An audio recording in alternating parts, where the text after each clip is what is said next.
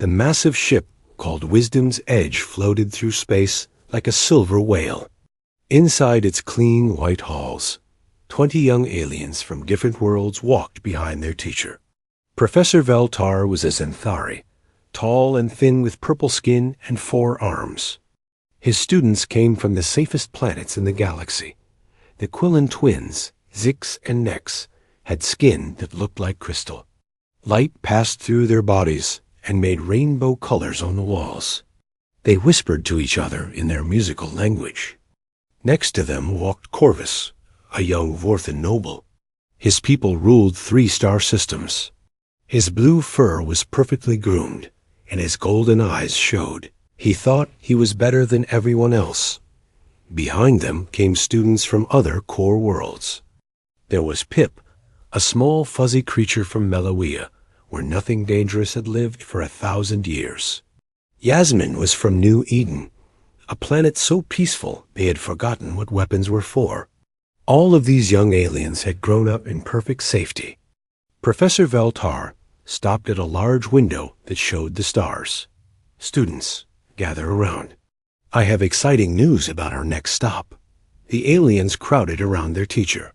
They had already visited 12 worlds on this educational trip. Each one had been safe and boring. Museums, libraries, and cultural centers. Nothing exciting ever happened.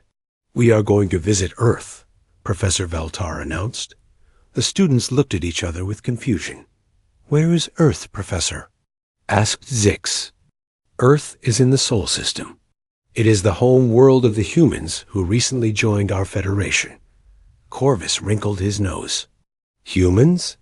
Those small pink creatures? Why would we visit such a primitive world? Professor Veltar pulled up a hologram showing Earth's information. The planet rotated slowly, looking blue and green and white. It was beautiful. But next to the image were numbers and letters that made the students gasp. Class 12 Deathworld, read Yasmin out loud. Professor, there must be a mistake. The Quillen twins grabbed each other's hands. Deathworld? Squeaked Nex. We cannot go to a Deathworld. Professor Veltar waved his 4 hands to calm them down. Do not worry, students. The classification is clearly wrong. Look at this planet. See how beautiful it is? The humans who live there are small and weak.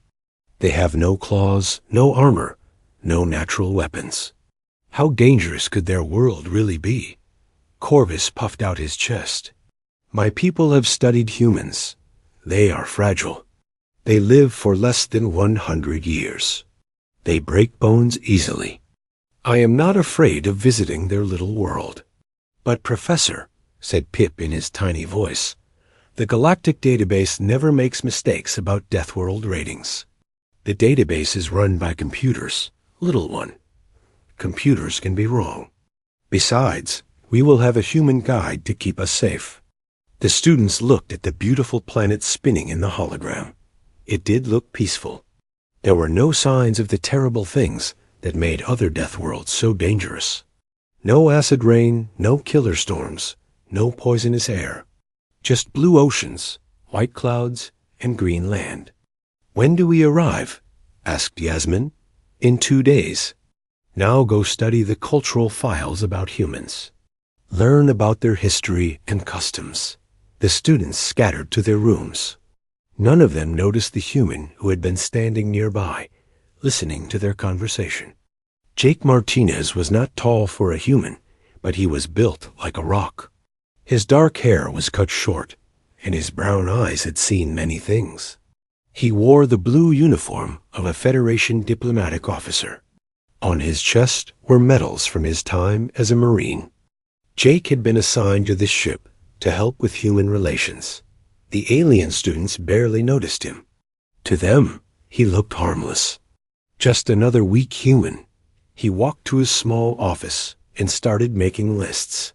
Safety equipment, medical supplies, emergency protocols. The other diplomatic officers from alien worlds never made such lists. Their home planets were safe. They did not understand. Chick picked up his communication device and called Earth. This is Martinez on the Wisdom's Edge. We will arrive in 48 hours with 20 alien students and their professor. The voice on the other end was female and professional. Copy that, Jake. This is Dr. Lisa Wang at the Rocky Mountain facility. We have prepared the standard demonstration package. Good. Send me the weather forecast. Thunderstorms possible on day 2. Bear activity normal for the season. Earthquake probability low but non-zero. Jake smiled. Perfect. These kids have no idea what they are walking into. Are you sure we should do this? Some of them look pretty young. They need to learn, Lisa. The galaxy thinks humans are weak because we do not have claws or armor. They do not understand that Earth made us strong in different ways. Copy that. We will be ready. Jake ended the call and looked out his window at the stars. Soon they would reach the Sol system. Soon these alien children would learn why Earth was called a Deathworld. Not because it wanted to kill everything, but because it had spent millions of years making sure only the strongest survived. He thought about his own childhood. Summer storms that could kill you with lightning. Winters that froze your breath. Animals that could tear you apart. Plants that could poison you. Ground that could shake and split open. And humans called it home. Jake began packing his gear. Extra medical supplies, emergency food, communication equipment, and tools the aliens would not recognize. Things that might save lives when these sheltered children met Earth for the first time. In 2 days, they would land in Colorado. In 2 days, the real education would begin. 2 days later, the Wisdom's Edge entered the Sol system. The alien students pressed their faces against the observation windows as they approached Earth. What they saw took their breath away. The planet was stunning. Deep blue oceans covered most of the surface, with swirling white clouds dancing above them. Green and brown continents stretched between the waters like sleeping giants. Everything looked peaceful and beautiful. This cannot be a death world, whispered Zix to her twin. Sister Nex, look how pretty it is. Corvus stood tall and proud, his blue fur gleaming. I told you the computer was wrong. This looks like a garden world. My people have many worlds like this. Professor Veltar nodded as he watched the planet grow larger. Students, prepare your notes. We will land in 1 hour. Remember, we are here to study human culture, not to worry about imaginary dangers. The students laughed and chattered as they got ready. They put on their environmental suits, but the air readings showed Earth's atmosphere was safe to breathe. The gravity was close to normal. The temperature readings looked comfortable. Jake Martinez watched them from the back of the group. He had put on simple hiking clothes and a backpack. The alien students thought he looked silly with all his gear. They only carried small data tablets and recording devices. The ship landed in a wide valley surrounded by tall mountains. The peaks were covered with white snow, even though it was summer. Pine trees covered the slopes like a green carpet. A clear stream ran through the valley, making soft music as it flowed over rocks. The landing ramp opened and earth air flowed into the ship. It smelled of pine trees, wildflowers, and clean water. The students removed their helmets and breathed deeply. Oh my, said Yasmin. The air tastes so fresh and clean. Pip rolled in the soft grass. This feels wonderful. So much better than our ship's recycled air. The Quillen twins immediately began collecting samples of the colorful wild flowers that grew everywhere. Purple lupins, yellow sunflowers, and red Indian paintbrush filled the meadow. Look at all these harmless plants, said Nex. They are so beautiful and gentle. Corvus picked up a smooth rock from the stream. The humans call this a death world? My pet garden back home is more dangerous than this place. Professor Veltar was already making notes. Students, observe how peaceful everything is. This proves that computer classifications can be completely wrong. That was when Dr. Lisa Wang, appeared from behind a group of trees. She was a human woman, with short black hair and kind eyes behind wire glasses. She wore heavy boots, thick pants, and a jacket with many pockets. A large backpack was strapped to her shoulders. "Welcome to Earth," she said with a warm smile. "I'm Dr. Wong, your local guide." The students stared at all her equipment. Her backpack looked like it weighed as much as she did. Her belt had tools they could not identify. Her pockets bulged with supplies. "Dr. Wong," said Professor Veltar, "why do you carry so much equipment for a simple nature walk?" Lisa exchanged a quick look with Jake. "Better to have it and not need it than need it and not have it. But we are just walking through this peaceful valley," said Corvus. "What could we possibly need all that for?" "You would be surprised," Jake said quietly. Lisa pulled out a device and checked it. "Weather looks good for now. We should start our hike before things change." "Change?" asked Pip. "What could change?" "There are no clouds in the sky." Lisa pointed to the mountains around them. "See those peaks? They make their own weather. Storms can appear very quickly here." The students looked at the beautiful mountains and laughed. Nothing could be less threatening than those peaceful, snow-covered peaks. They began walking along a trail that followed the stream. Birds sang in the trees above them. Butterflies danced among the flowers. Fish jumped in the clear water. Everything was perfect and calm. "This is the most peaceful place I have ever seen," said Yasmin. "How could anyone call this dangerous?" Dr. Wong pointed to tracks in the mud beside the stream. "Those are deer tracks. And those bigger ones are elk. We might see some if we are lucky."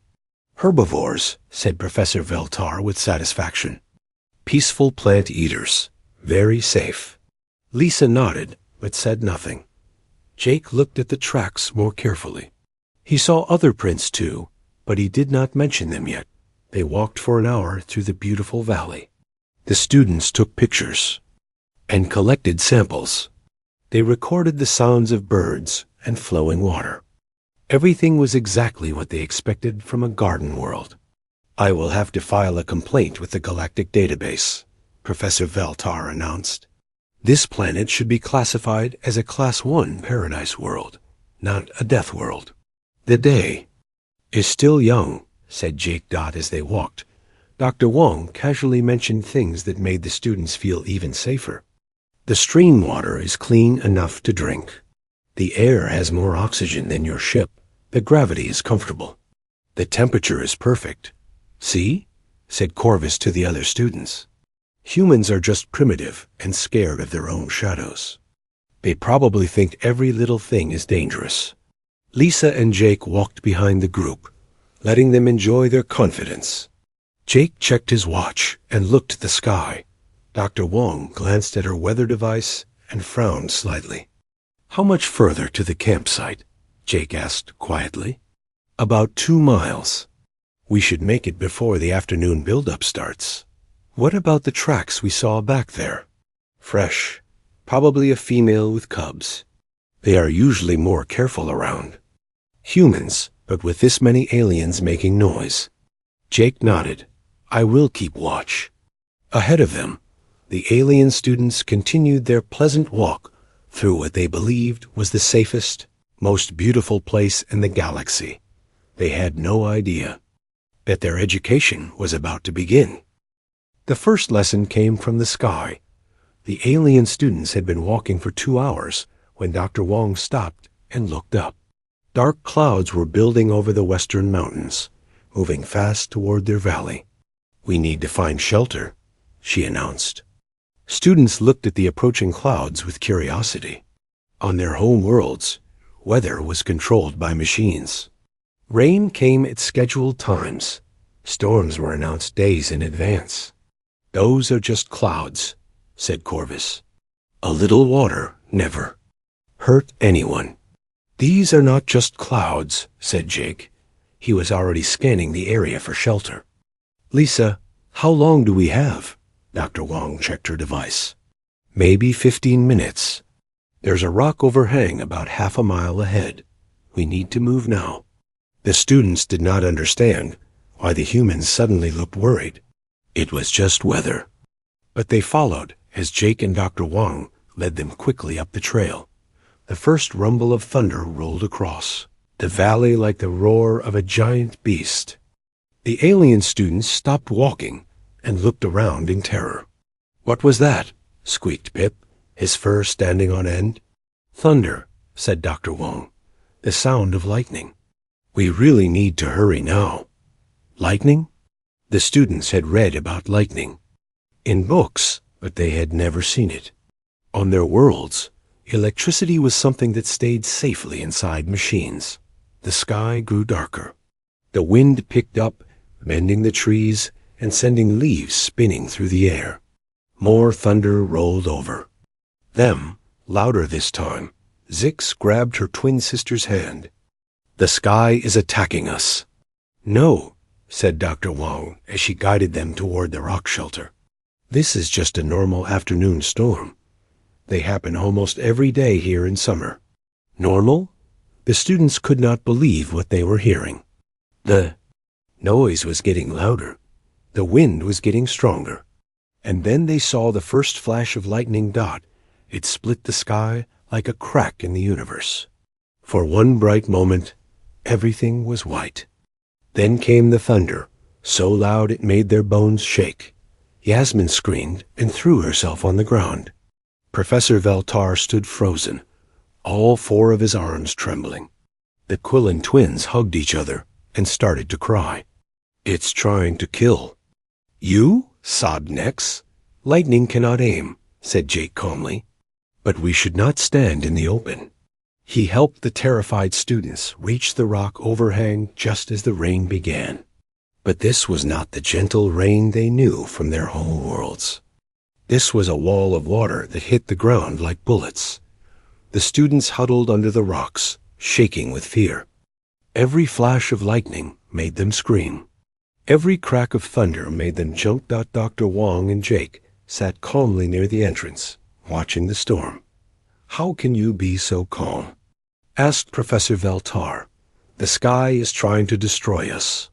"This is a small storm," said Dr. Wong. "Wait until you see a real one." Jake pulled out a thermos and poured hot coffee. "Anyone want some?" "We might be here for a while."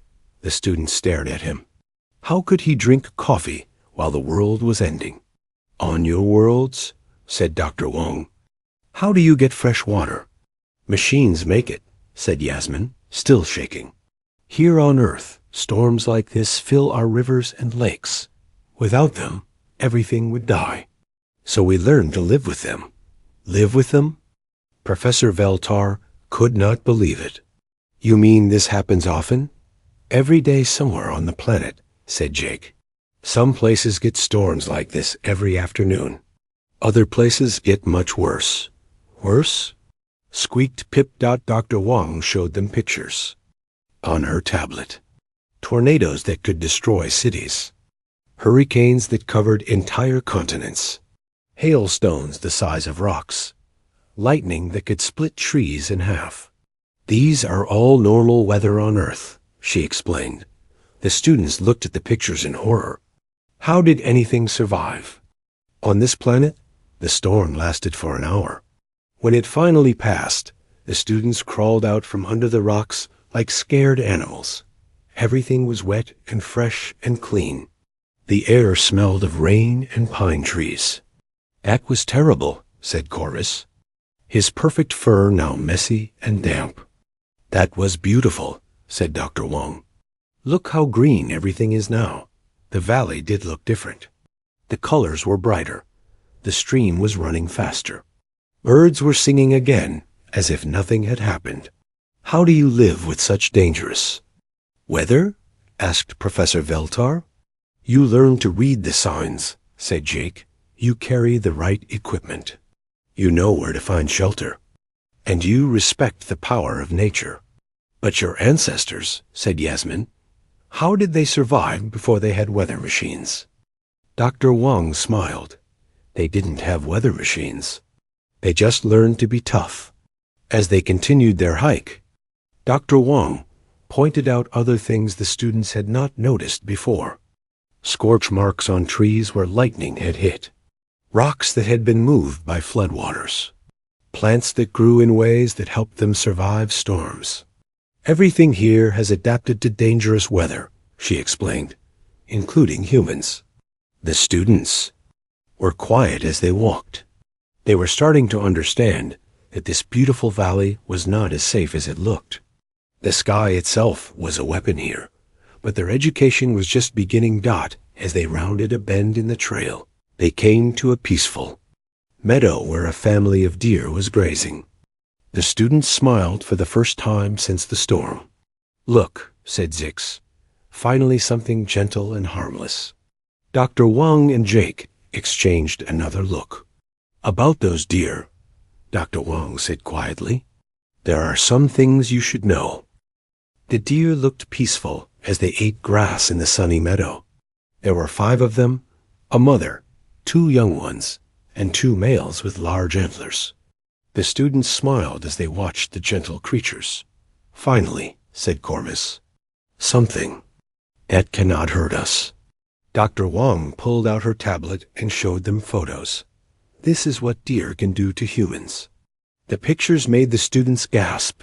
Broken bones, deep cuts, dented metal from car crashes, people in hospital beds with terrible injuries. "But they eat plants," said Professor Veltar. "How can plant eaters be dangerous?" "Those males weigh 200 pounds of muscle," explained Dr. Wang. "Their antlers are like spears. When they fight, they can kill each other. During mating season, they will attack anything that gets too close." Jake pointed to the females. "And the mothers will stomp anything that threatens their babies. Those hooves can break ribs. Even the small ones can hurt you," added Dr. Wang. "Deer cause more injuries to humans than bears do." The students stared at the peaceful animals with new fear. Even the plant eaters on this world were killers. "How do you live with such creatures everywhere?" asked Yasmin. "You give them space." "And respect," said Jake. "Same as everything else here."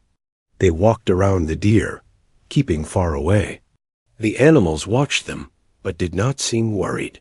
To the deer, humans were just another part of the landscape. As evening came, they reached their camping spot by a small lake. Dr. Wang and Jake began setting up tents while the students stood around looking nervous. "We are sleeping outside?" asked Pip. "With all the dangerous animals?" "The tents will keep us safe," said Dr. Wang. "As long as we follow the rules." "Rules?" Professor Veltar was taking notes as fast as he could. Jake began explaining as he worked. "No food in the tents. All garbage goes in special containers. No perfume or scented soap. Stay together after dark. If you see large animals, do not run." "What kind of large animals?" asked Nex. "Bears, mountain lions, elk, moose, wolves." Jake said this like he was listing types of weather. The students looked at each other in terror. Their home worlds had no large predators. The biggest dangerous animal most of them had ever seen was somebody's pet. As the sun went down, they sat around a campfire. The flames danced and crackled, throwing shadows on the trees. Strange sounds came from the darkness around them. "What was that?" squeaked Pip every few minutes. "Owl," said Dr. Wang. "They hunt mice at night." A howl echoed across the lake. "Long and lonely and wild." "Wolves?" asked Yasmin, her voice shaking. "Coyotes," said Jake, "much smaller than wolves. They are probably miles away." But the students huddled closer to the fire anyway. Jake began telling stories as they ate dinner. Stories of his childhood camping trips, getting lost in blizzards, meeting bears on hiking trails, finding rattlesnakes in his sleeping bag. "When I was 10, he said, my dad took me fishing in Alaska. A grizzly bear came to our camp looking for food. Dad made me stand behind him while he made noise to scare it away. You could have died, said Professor Veltar. Lots of kids have adventures like that, Jake replied. It teaches you to pay attention and stay calm. Dr. Wong added her own stories.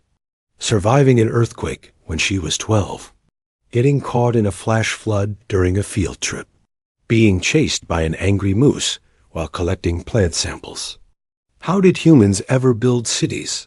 Asked Corvus. How did you develop technology while fighting for your lives every day? We did not fight the planet, said Dr. Wong. We learned from it. She showed them pictures on her tablet. Humans surfing. Giant waves that could crush buildings. Climbing mountains that killed many who tried. Diving to the bottom of oceans full of creatures that could swallow them whole. You do these things for fun? Asked Zix. Earth taught us that life is meant to be lived, said Jake. Danger makes us feel alive. The students could not understand this. On their worlds, safety was the most important thing. No one took risks. If they could avoid them. Look at the stars, said Dr. Wong, pointing up at the night sky. The alien students looked up and saw something amazing. The stars were bright and clear, like diamonds scattered on black cloth. On their homeworld's city, lights blocked most stars from view. Beautiful, whispered Yasmin. Earth's atmosphere is clear because of all the storms, explained Dr. Wong. The rain washes the air clean. As they watched the stars, more sounds came from the darkness. Insects buzzing. Small animals moving through the brush. The splash of fish jumping in the lake. Everything is alive here, said Professor Veltar with wonder. Even at night, the planet never sleeps. That is what makes it dangerous, said Jake, but also what makes it beautiful. Around midnight, the students tried to sleep in their tents, but every sound made them jump. Every rustle in the bushes could be a predator. Every crack of a branch could mean death. Dr. Wong and Jake took turns keeping watch, but they seemed relaxed. This was just another night in the wilderness for them. Just before dawn, the real test came. A large black shape moved into their camp, sniffing around the fire pit. The students woke up to see a black bear standing just 20 feet away. The screaming started immediately. The black bear was huge. It stood on 4 legs as tall as the alien students and weighed more than all of them combined. Its dark fur rippled with muscle as it moved around their camp, sniffing for food. The students were frozen with terror. Pip had fainted. The Quillen twins clung to each other, their crystal skin flashing with fear colors. Professor Veltar stood perfectly still, afraid to even breathe, but Jake and Dr. Wong moved with calm purpose. Stay quiet, Jake whispered. Do not run. Do not make sudden moves. Dr. Wong slowly stood up and made herself look bigger by raising her arms. Hey, bear, she called in a firm voice. This is our space. Move along. The bear looked at her with small dark eyes. It was not angry, just curious. It had smelled their food and come to investigate. Jake began making noise by banging 2 pots. Together. Go on, bear. Nothing for you here. The bear sniffed the air one more time, then turned and walked calmly back into the forest. It disappeared between the trees like a shadow. The students collapsed to the ground, shaking. You could have been killed, gasped Professor Veltar. That was a small bear, said Dr. Wong as she put the pots away. And not aggressive, just looking for an easy meal. Small? Corvus could barely speak. That thing was enormous. Jake sat back down by the fire as if nothing had happened. Black bears rarely attack humans. They are more afraid of us than we are of them. More afraid? Yasmin stared at him. How could anything be afraid of humans? Humans are the most dangerous predators on this planet, said Dr. Wang simply. The students did not understand. Humans looked so weak and soft compared to the bear. Dr. Wong began making breakfast while she explained. That bear has claws and teeth and weighs 400 pounds. But humans have something better. What? Asked Nex. Brains, tools, and the ability to work together. Jake pointed to the mountains around them. Human ancestors hunted animals much bigger than that bear. Mammoths, giant cave bears, saber-toothed cats. We learned to plan, to trap, to use weapons. But you have no natural weapons, protested Professor Veltar. We make weapons, said Dr. Wong. We make tools. We make plans. That bear could kill one human, but a group of humans with spears could kill the bear. The students began to see humans differently, not as weak prey, but as clever hunters who had turned their minds into their greatest weapon. As they ate breakfast, the ground suddenly shook beneath them. The alien students screamed and fell down as the earth moved. Trees swayed. Rocks fell. From cliffs, the lake water sloshed back and forth. Earthquake, cried Professor Veltar. But Jake and Dr. Wong just steadied their coffee cups and kept eating. Just a small one, said Dr. Wong, checking her device. Magnitude 4.2? Small? The students could not believe it. The planet itself had tried to kill them. The ground is always moving on Earth, explained Jake. The whole surface floats on hot rock that flows like water. Dr. Wong showed them maps of Earth's moving plates. Continents crash into each other. Mountains are pushed up. New ocean floor is made. It never stops. How do you build cities if the ground moves? Asked Corvus. We build them to bend instead of break, said Dr. Wong. We study where earthquakes happen most. We prepare for them. What about bigger earthquakes? Asked Yasmin. They can destroy cities, said Jake. But we rebuild. Earth teaches us to be tough.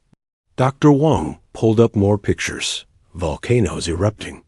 Tsunamis washing away coastlines. Hurricanes flattening forests. Ice ages covering continents. All of this is normal for Earth, she said. Humans lived through ice ages, supervolcano eruptions, meteor impacts, and climate changes that would destroy most species. How? Professor Veltar was frantically taking notes. By adapting, said Jake. By learning, by never giving up. Your people did not just survive Earth, said Dr. Wong. They mastered it. They turned the deadliest planet in the galaxy into their home. The students looked around the valley with new eyes. This was not a garden world pretending to be dangerous. This was a death world that looked beautiful, because humans had learned to see beauty in chaos. That is why humans adapt so quickly to other worlds, Professor Veltar said with sudden understanding. Earth prepared you for anything. That is why humans are good in crisis situations, added Yasmin. You grew up with crisis. That is why humans take risks, said Corvus. You learned that life without risk is not really living. Jake and Dr. Wong smiled. Finally, these sheltered students were beginning to understand Dot as they packed up their camp. The students watched the humans work. Every movement was efficient. Every piece of equipment had a purpose. Nothing was wasted. You make it look easy, said Pip. Practice, said Dr. Wong. Lots and lots of practice. On the shuttle ride? Back to their ship, the students were quiet. They looked down at Earth's beautiful, terrible surface and finally understood what they were seeing. Professor Veltar opened his tablet and began typing. Research log, A4. Humans are not weak despite their Deathworld origin, but strong. Because of it, Earth did not make them victims. It made them into something the galaxy has never seen before. He paused and looked at Jake, who was calmly reading a book about mountain climbing. Recommendation: never underestimate a species that calls natural disasters character-building experiences. Immediate revision of all threat assessments required. The alien students returned to their safe worlds as different beings. They had seeing what real strength looked like. Not claws or armor or natural weapons, but the quiet competence of creatures who had learned to dance with death and call it home. And they would never forget their visit to the most beautiful, most dangerous, most amazing planet in the galaxy.